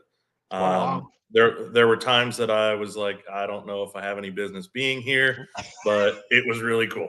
Yeah. So COVID hit, shut down most all of the entertainment venues, um, racetracks included. The list of tracks that the company that I worked for, they realized, hey, our Florida track is going to be getting ready to open, and they wanted to ship me down to Palm Beach. So I was at Palm Beach International Raceway drag strip operations, Nice. um, oversaw half of a world class facility down there, and that was a totally different universe. Um, I don't For know a how. boy, for a dude from Kansas, I bet. Yeah, I mean the town I grew up in doesn't even have a stoplight or McDonald's, so uh, Palm Beach was wild. But that was a little bit too corporate for me from where I grew up. Yeah. I there's a fine line in motorsports between uh, a great grassroots facility and one that's a dump, and a facility that's ran uh, with corporate structure and one that's just corporatey and gross. So, um, but I got some experience in the corporate side of running a racetrack, and then wanted to find a track that was a lot like Mokan that had a lot of history. And so then that took me to Amarillo, Texas. I spent 2 years in Amarillo doing everything possible to try to bring that track back Mhm. to what it used to be. We got a new timing system put in out there, and really made a pretty significant impact in the community of letting them know, hey, we're That's awesome. here. And then got the call, said, hey, we want to bring you back to Mokan. We think it's time. Uh, and at any point, I could have been a week into my job in Memphis or any of the other places. If Carl called and said, "Hey, I need you," I'd be there in a hurry. So, Yeah. um, Yeah. Can I start in the morning? yeah, and that was pretty much how it worked. So, If I leave now, I can be making announcements tonight. yeah, yeah. I think, in So fact, I moved back. I finished up the season in Amarillo, and there was still about a month of racing left out here. The same day that I unloaded my U-Haul, it was a Friday. There was a test and tune. I'm like, I gotta go. I gotta I be there gotta right go. now. Yeah. How So, cool, man. Well, that's pretty awesome. Well, how long have you been at Mocan? And then let's start talking about kind of the season and things like that. so this is the beginning of my second year being a full-time employee. I say, general manager. It's just a title. Um, if you go to Mocan, you'll see the general manager fixing toilets and picking up trash. Yeah. Like there's not It means anything that. you're the first one to get yelled at. Yeah, pretty much. That's awesome. Well, like I said before we brought you on, man, that team out there is so amazing. They've been so good to us over the years, and last year was an awesome first time to meet you. And dude, it's only gotten better. We from like a spectator and promoter side, I feel like this is a huge win for them. Uh, a lot of new life being breathed into the track, into the facility. You guys have done a great job over the last 15 months, really stepping up your game as far as social media and everything. Yeah, I think just more hands less work kind of situation. Whether that's big uh, manual labor type projects or the social media side Yeah. of pumping content out. Um, and we've got a great group of photographers that are out there every weekend that Yeah. make our jobs really easy to come up with fresh content. So yeah, and on a communication side, Yeah. you as one of our promoters have two contacts. Yeah. If there's something that you need, Craig might be on the mower, but I might just be, playing slot machines on my phone. I don't Yeah, know. I know. I So was saying, I know that's a lot. Yeah, you guys stay so busy. So let's talk about the season because you guys kick off pretty early. The last few years I've been to the day one racing, but I didn't get to make it this year. So when did you guys kick the season off? we got to click the season, get the season going early this year. Our first scheduled event was supposed to be the first weekend in March, but it was the last weekend in February where the forecast just decided it's going to be 75 degrees and Yeah. beautiful, and we'd be silly not to open up the gates. Yeah. And it turns out that was the right call. We were swamped Oh, for the season opener. It was awesome, and everybody's itching to get back. Although on our end, the off season feels like it's a few weeks. Um, well, it it kind of is like we didn't get to catch up at PRI, but you were there with them, and you go from the 1st of December to the end of February. Dude, that's not very much time. yeah, it flies by, and there's a lot of stuff to get done over the off season because it's the time that we have to stop and tear stuff down, and actually have a few weeks Yeah. to get stuff worked on.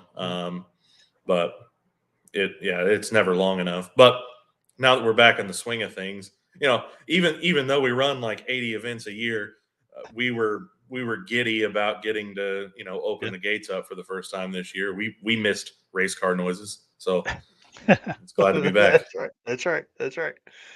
That's So you awesome. got so you got three drag and drive events coming to Mokan this year. You got the circuit, Rocky Mountain Race Week, and 666. So is this your first year as a track manager, going through and having a drag and drive event there? Aside from last year's circuit event, Oh, yeah, yeah, this yeah, is yeah. this will. But and of course now the circuit, you guys are hitting another track. Yeah. This will be our first time seeing who comes back. I guess you Yeah. could say.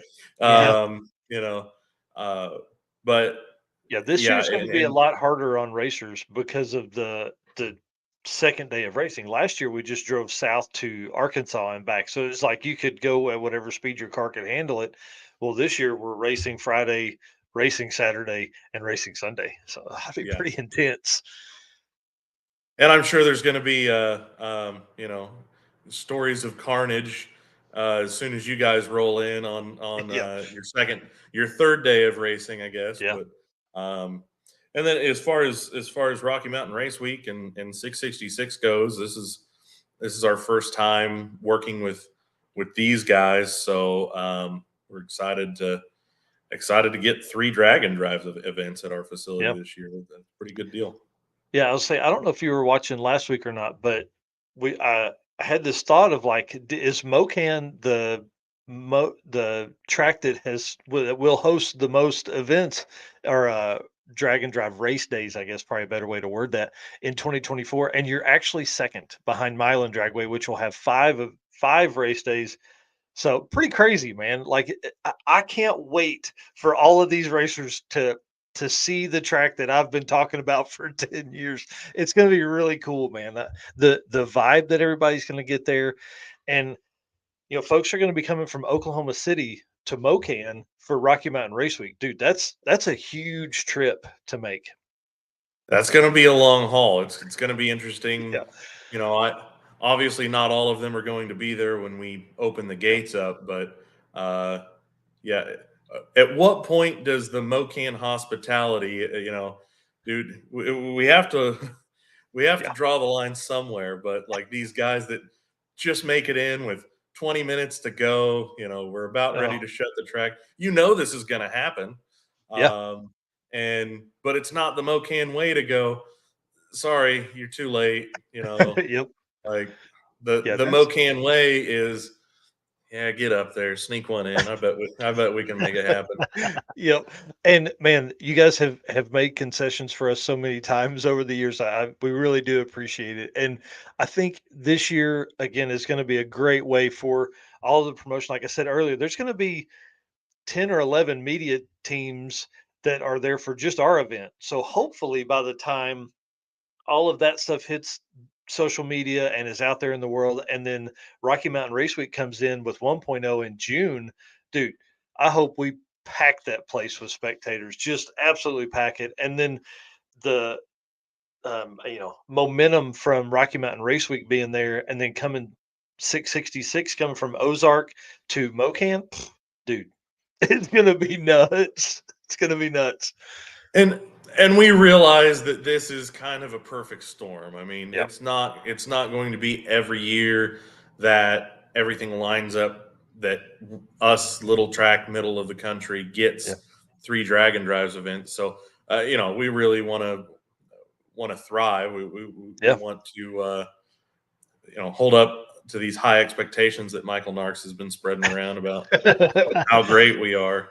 Well, man, listen, one of the coolest things about the track now, I visited 24 different racetracks last year, right? Lots of racetracks. I feel like, and it's not just bias, but I feel like the vibe at Mocan is vintage drag racing. You guys, we're going to talk about events that you have coming up for the rest of the year, but you guys just hosted the Hot Rod Reunion the other day, which is all vintage dragsters. Like you can go to this track, I would say probably 4 or 5 events a year, and it would be like some of these photos, if placed right, because you guys have some updated stuff, placed right, it could be 1965, 1975, which you guys were open then. So it's pretty cool, man. Yeah, the track has a personality, and it doesn't really seem to matter what big upgrades we do to modernize the facility. It still has just the same kind of feel of a good old drive-in burger place or Yeah. Yeah, that's a probably the best way to put it. Yep. yeah, it's got a feel to it Yep. that that the place has been around for a while. Yep. Probably because it's not all like goofy motorplexy and it's So, there's yeah. not I don't know how else to put it. Yeah, Um, and just the scenery leading up to the track, you're out, it's flat, it's like you guys are in the country. I mean, literally, people, it Mocan is MO-KAN because, dude, I think does the lane straddle the state line, or is it like 10 feet from the track? Like it's really close to the Missouri Kansas line. so the state line is probably a quarter of a mile off to the west, Oh, nice. but at one point in time, Missouri had a legal drinking age of 18, and in Kansas, you had to be 21. And I think this was in the 80s. So the everyone thought that the racetrack was the state line. And so you had all these 18, 19, 20-year-olds that were hanging out in the pits so that they could drink legally. And I always thought that was a cool That's idea. awesome. Yeah. That's pretty fun. Well, let's talk about some of the events you got coming up. We talked about Hot Rod Reunion. Sadly, that was the same weekend I was in Georgia for the Southeast Gassers, or I would have been up there because this is my new style of racing. I think it's second to Dragon Drive, but it was really fun hanging out with all the folks up there. But what are some of the other events you guys have coming? So we are big on nostalgia racing, which Mhm. you know, as you got to see, is a pretty cool group of people. Yeah. You know, we're lucky that we get to do a bunch of it. So we've with the spring hot rod reunion that we just did. We have like a summertime component to that. It's called the Spam Drags, and then the fall hot rod reunion in October. And those are all Mokan promoted events that have car show, drag racing, swap meet.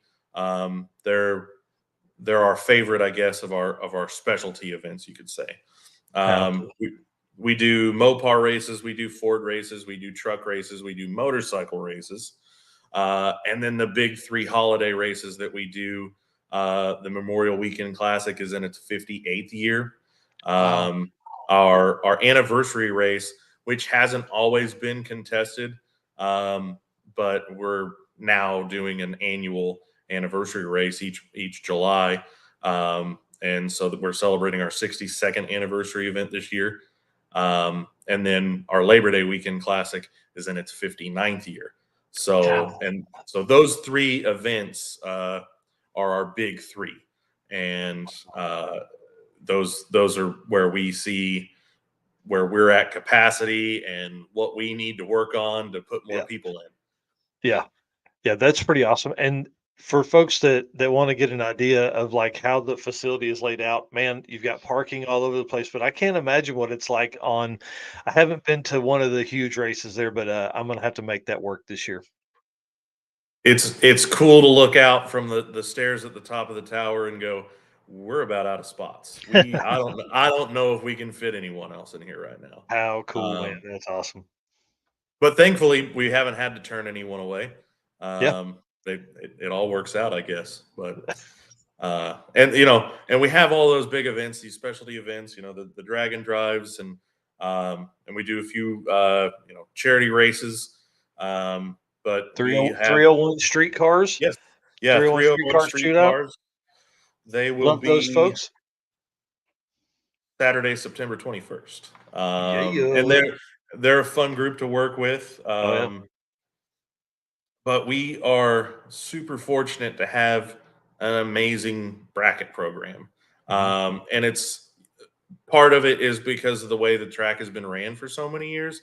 But we have a huge group of racers. You know, the town that I grew up in of 2,000 people has like 5 or 6 people that compete in our bracket series. And that's just one town. I mean, we Wow. get, and so running bracket races between our specialty events, it's a good solid program that we're in, a good solid schedule that we're able to put together with, like I said, you know, I think we are just shy of 80 events that are open to the public. That's not counting Wow. track rentals and you know, some of the other rental opportunities that we've got. So it's going to be a long season. This Friday is our last Friday that we have free to do anything we want until the end of October. So Wow. yeah, it's going to get busy. That's awesome. It's so crazy. That's so crazy. I can't even imagine that. But dude, get it when you got it. You know what I mean? Like Friday, Yeah, Saturday, Sunday are going to be huge days for a track to be open. That's what you got to do. yeah. Yeah. So let's switch gears a little bit here. So you probably work with quite a few promoters on getting events into the track. Do you have any tips that you can give inspiring promoters? Well, the number one thing would be communication. It is, there are so many details that go into an event um, that it's hard to stay on top of all of them. Yeah. If you know, communication and organization, and doing all of this way ahead of schedule and not you know, the week of the event. Mhm. I think a lot of, you know, whenever I think promoters, it's not just drag racing promoters, but race promoters in general. Yep. Um, you know, there's kind of a negative connotation around these guys because they come in, it's fly by night kind of deal, and they're there for one weekend out of your entire season. And it's really easy for people to,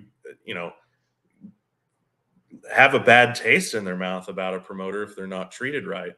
And I just heard it said the other day that, for the promoters that have one event at one track, and this was a NASCAR thing that I was listening to, is, you get one chance to make it right.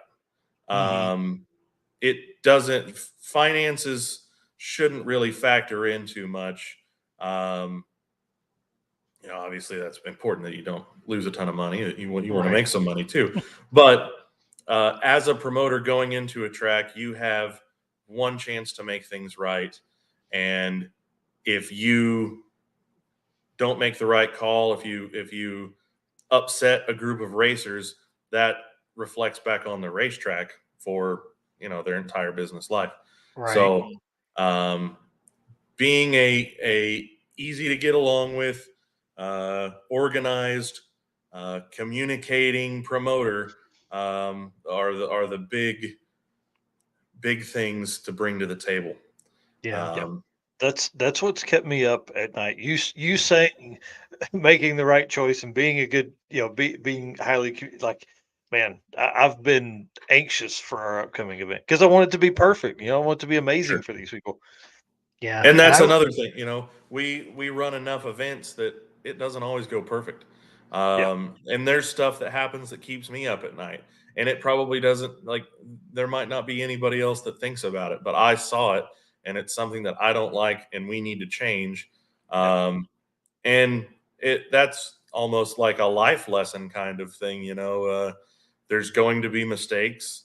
How can we improve from those mistakes? If we're able to improve from them, it was awesome that happened. That's a great learning opportunity. But if we're not able to, I've had a couple of those conversations with Carl and Craig. Yeah. They've had that at me. I'm not saying I had it at them. They had it at me. Like, hey, do this and it'll be better. And you know what? It was. yeah, And I would say don't rely on the track to do all your promoting for you as well. Like, you guys are putting on how many events a year? Like, you guys as a track can't promote everybody's event. So that's right. kind of up to the promoter to promote their event. Yeah. Thankfully, I haven't really dealt with many bad promoters. And certainly at Mokan, Carl and Craig for the last several years have all of the promoters whipped into shape. But yeah, the biggest thing that I can take from it is, some of the horror stories at other facilities of, like, you're posting what on Facebook? Who added this? Where is this coming from? We didn't know anything about it. It can make it a tough job. And then we don't see you until you show up day of or day before the event, and we're going, look, man, we got a lot of questions, and we need answers. We schedules, I think, is probably one thing that Carl and Craig, well, Carl for sure told me early on. He's like, just let us know when you want them to run. He's like, that's an easy one. Don't rely on us to figure all that out. So that's I've learned a lot, man. They're awesome, and I'm sure I'm going to learn more this time too. Yeah. All right. Well, we'll kind of switch gears again. Are you a car guy away from the track? Yeah, I guess. I don't, with 80 events in a year and there's only 52 weekends in a year, 52, right? Yeah. Like, there's not that many free opportunities that I get to go racing. Yeah. I have, I'll call it 2.5 race cars. I've got a dragster, and I've got a Fox Body Mustang. Neither of them have moved under their own power for a while now, for an embarrassingly long time. But honestly, whenever I get time off, I love drag racing. I love motorsports. I don't want to go to another race. I don't want to go to another racetrack. So it would be, I dream about the day that, I'm an old man and semi-retired from running a racetrack, and I still get to dabble in running a racetrack. But then, maybe one day I can get back into it. But the only way that I would get to go racing would be to do it at my home track, and I won't do that. That's I know better than that. So, Well, one thing I was thinking of a minute ago when we were talking about tips and stuff for promoters is it's too hard to, unless you have a team of people working the event like Tom Bailey does, or like Keith Haney with the Midwest Drag Race Series. It's too hard to race, and like it's too hard to race in your own event. There's Yeah. just too much going on. That's probably one of the hardest things. That was a hard lesson for me to learn. Is that you just, you're trying to be in the lanes, and you're in the lanes for an hour, and people are trying to get a hold of you, trying to ask questions, but you're getting in race mode. So I sure. can see where you would have a hard time doing all that. Well, and there's and it doesn't matter if it's drag racing, dirt track racing, any of it. There's always a promoter or track manager that has some involvement that turns out to be too much involvement with a car that, there's questions, there's drama, and it's just I'm not gonna Yep. open that door up. We're not gonna allow that to happen. So Yep. So some dude writing rules that maybe fit one of his buddies is what you're saying. yeah. I can guarantee you that happens. We at least hear about it on social media, anyways. It may not Yeah. happen, but it sure sounds like it does. Wow. So you said you've got a dragster and a fox body. Yeah. What Yeah, go ahead. I was gonna say, what type of dragster is it? Just it's a modern, boring bracket rear engine car. Okay. Not even like a 632 or anything cool. It's got a 511 in it. It's just Gotcha. it's Still an pretty old. cool though.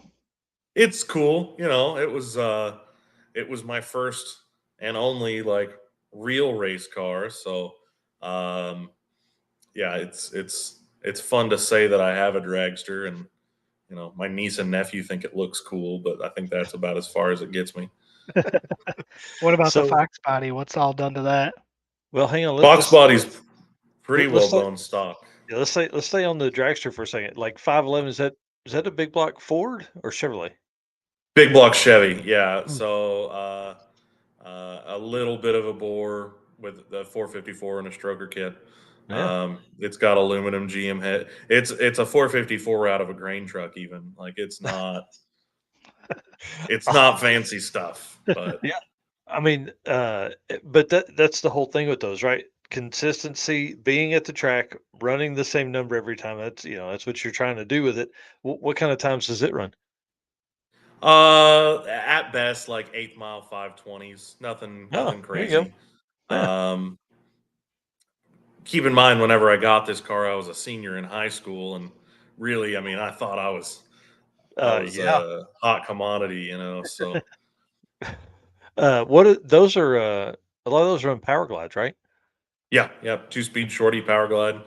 I mean, the idea with a bracket car is you change oil in it, you check plugs, you check valve lash maybe once a year, and you go to the lake. It's off you go. There's not a lot of maintenance. Yeah. Right. But don't get me wrong. I mean, if I didn't have plans for the car, I would have gotten rid of it already. And it would be nothing that would be, a good race car. It'd just be stupid what I want to do to it. But, if I sell it, I can't do something stupid to it. So, Well, now I think you have to tell us what you have planned for it. I mean, if I had all the money and time in the world, it would have some injected nitro small block or something goofy in there, like. Yeah. And I'd still probably bracket race it because I don't know what else I'd do with it. Right. But just something to scare everyone with. Yeah. That's pretty cool. All right, sorry. Let's move. Fox body. Eric is a Fox body guy. Yeah. So I never really did. It was a car that came out of a cornfield, had a cage put in it, and that was it. That's that's how I got it. And I was 15 whenever I got that car. So had a small block Ford in it, had C4, it was, I blew up my first rear end pretty much immediately because it still had the 7.5 in it. Yeah. The first 302 I blew up because I was in high school and it was open. It was the only thing that I had with open headers. Yeah, So I was it's probably, still revving. yeah.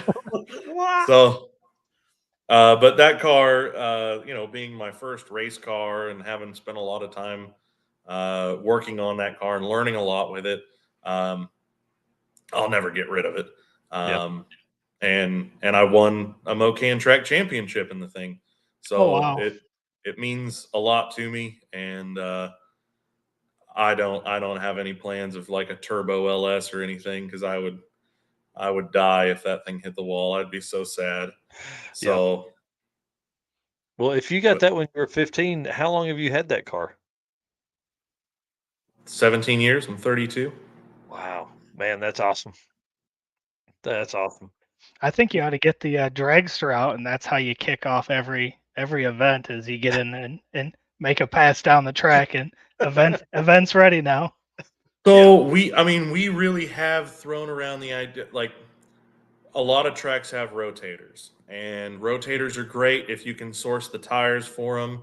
A lot of the tracks that have rotators have a bunch of racers that run pro mods or funny cars or something that they're always getting rid of tires. We don't have a ton of we don't have a great source for tires for a rotator, but we've thrown around the idea of getting just like an old work truck, V8 work truck, taking the bed off, putting the biggest slick on it that we can, and just roasting the tires down and rolling across the starting line, trying to put rubber down Yes. ahead of an event. And I think it would work. I mean, I don't see how it would be any different than big tire bracket cars putting rubber down. Yeah. But the dragster would work really well too. The engine from the dragster in an old work truck would really, Now you're talking. Frankenstein. Zoomies out. Yeah. We Yeah. might even put some weight on the back of it, make it do wheelies every now and then. I mean, Yeah, you it'd be awesome. I'm in. Yeah. Well, while you were talking about that, I was thinking about something. What's the current track record for Mokan? Ooh. So Scott Palmer said it last year he was our grand marshal for our Nitro Chaos race, our 61st anniversary race. I don't remember exactly what he went. 5 something, low 5, I think. Wow, that's awesome. In the quarter mile. In the quarter, yeah. 8th Yeah. mile record, he set it, I think was like 321. 321 maybe. Yeah. Jeez, that's awesome. But awesome. I mean, I think the right big show top fueler comes in for one of our events in the future. I wouldn't be unheard of to see a 299 to the 8th at Mokan someday. Wow, that's cool. One thing, you guys have been making huge upgrades over the off season to the facility. I saw some of the pave the pits sponsorship opportunities there, and then so kind of tell us what upgrades are happening at the track. So we have a lot of asphalt in the pit area that, to our best guess, was put down sometime in the early 90s, mid 90s. And all of that asphalt is going to be replaced this year. So Wow. a 90,000 square foot, $250,000 deal. We've got best in the business contractors. You got the folks that are doing this job do airports and highways, and Wow. 90,000 square feet.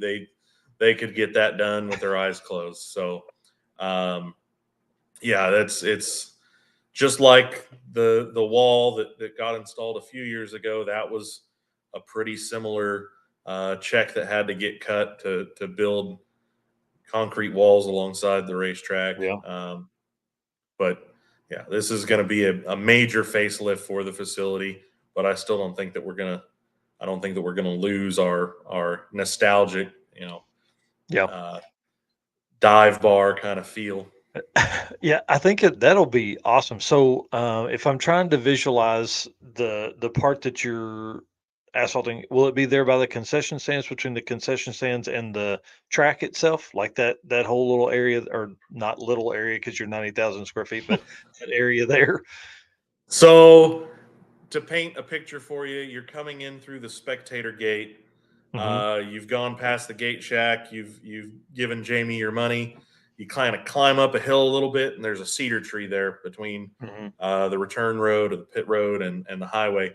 From that cedar tree all the way past the concession stand through staging lanes 1 through 7 to the ET shack, that is all going to be repaved. Wow, dude, that's awesome. For everybody that's watching, go look at a Google map of Mokan Dragway.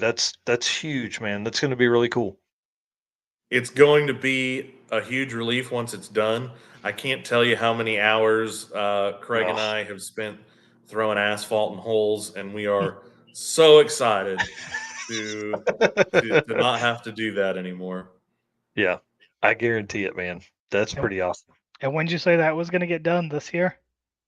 This year, we don't have a date for sure yet. One of our big concerns is that bringing in 90 plus truckloads of asphalt, um, that it would damage what we've already got. So we want to make sure that the ground is good and firmed up before we start bringing in a lot of equipment. So far, we're about 1.5 inches less rainfall than where we should be for the year. So it being a dry year is going to benefit us on getting that Mhm. project expedited. But I think our goal is by June or Wow. sometime in the month of June, ahead of our biggest race of the year with the 62nd anniversary race. Yeah. How many racers typically show up to the huge race there in June or July? I would say 30 plus nitro burners, just on the pro show side of Wow. things, and then probably a couple hundred sportsman racers that come out to race at a prestigious event and maybe Hmm. hit a payday. So, but Dang. and that those events, while they are our largest in spectator count, they're not our largest participants. Um, we've got our bracket finals event where we welcome in teams of racers from across the midsection of the country, and there's nowhere left to park cars. Our pit area is full, That's um, awesome. and so we're really lucky to have that event here. And thanks to Carl. That was all Carl's idea back before he had Mocan even. So Wow. um, That's awesome. Yeah, because he's owned it since the 90s, right? I yeah, think. 99, and he's the second Wow. owner of the facility. So Oh, um, wow. Yeah. it's and the original uh, family that had the track. There's still they still come out and see us. Our T-shirts, if anybody's ever gotten a Mocan T-shirt, those have been made by the same guy since 1962. Oh, So wow. yeah, Cool. he's got a little T-shirt shop in Pittsburgh, and he's done a lot of shirts for a lot of different stuff. Whether it's car shows or Yeah. he made uh, Chris Karamessini's the Golden Greek Top Fuel Racer, made his T-shirts for a long time, That's um, awesome. and he was the announcer out there, and he did a bunch of stuff back when he was a kid. He kind Wow. of fell into the deal. So, That's cool. but there's a lot of people that have a lot of history with the place that are still around, and it makes it just that much more rewarding to be Yeah. making improvements and Yeah. It's a special place. I mean, I want people to understand it. It really is a special place. It has a great feel. It has it's welcoming, I would say, for the track there. Well, we're running close to time, Tyler. I want to say thank you so much again. We'll see you in a couple weeks for the circuit. And can you tell everybody where they can find Mokan Dragway on sure. social? MokanDragway.com will get you just about all the information on any of our events, and then Facebook.com/MokanDragway. That's we're pretty active on there, and if Yeah. there's anybody that has any questions on anything, you can literally get right to me by messaging us on Facebook or yeah, we're pretty open with everything we've got going on. So if anybody needs anything Mokan ways, just send us a message on Facebook, and one of us will get to it and get you all sorted out. That's cool. All right, dude. We'll see you very soon. I'm excited. I'm again coming up. You and I and Craig talked a couple weeks ago. I'm going to come up next weekend. What, the 5th or 6th? What's the day you guys have?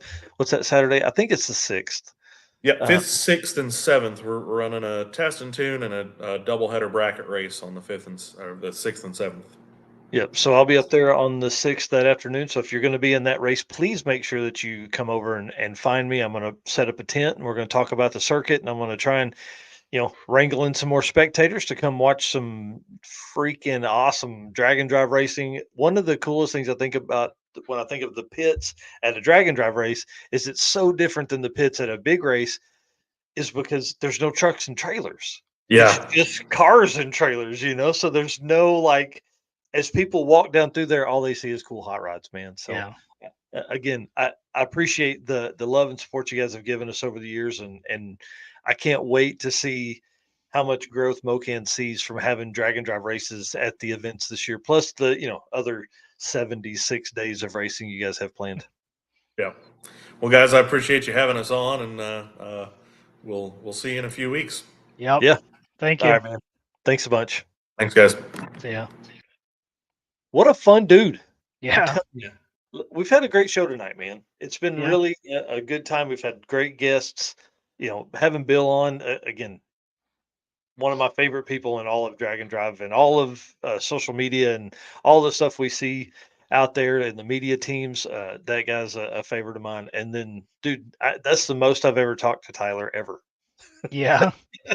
I mean, we send messages back and forth all the time, and I had a phone call with them talking about the event, probably, I would say 10 days ago, maybe 2 weeks ago, which is exactly what he was talking about. Open communication, talk to those guys, tell them kind of the plans for the day and all that stuff. So I hope folks got some stuff out of the show tonight. Again, want to say thank you to everybody for hanging out tonight and being our race car friends, man. It's a growing community here. We love you guys a whole lot. So thank you to all of our race car friends. Thank you for doing this. Thank you for the shares. Thank you for the comments tonight. We've had a lot of comments in here tonight.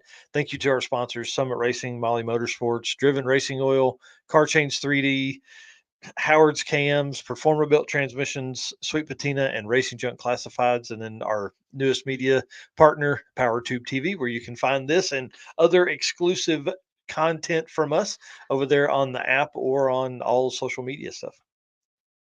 All Sweet. right. We will see you guys on Saturday morning. All right, guys. See ya.